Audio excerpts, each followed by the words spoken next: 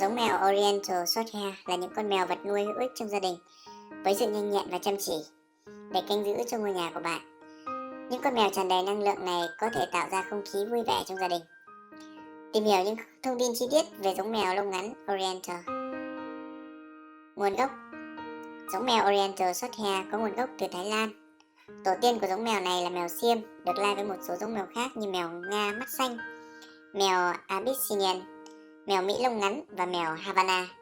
Giống mèo lông ngắn Oriental đã được xuất khẩu sang châu Âu và được Hiệp hội những người yêu mèo trên thế giới công nhận vào năm 1970. Đặc điểm ngoại hình: giống mèo Oriental Shorthair là loài mèo cỡ trung bình với thân hình mảnh mai và nhẹ nhàng.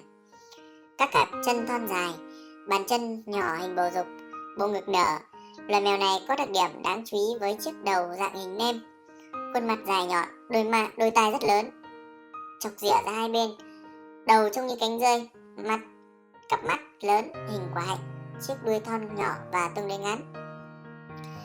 Mèo lông ngắn Oriental có bộ lông ngắn mướt, mềm mại và sáng bóng. Lông của loài mèo này có nhiều màu sắc khác nhau. Theo nhận định thì giống mèo này gồm có 600 kiểu màu sắc.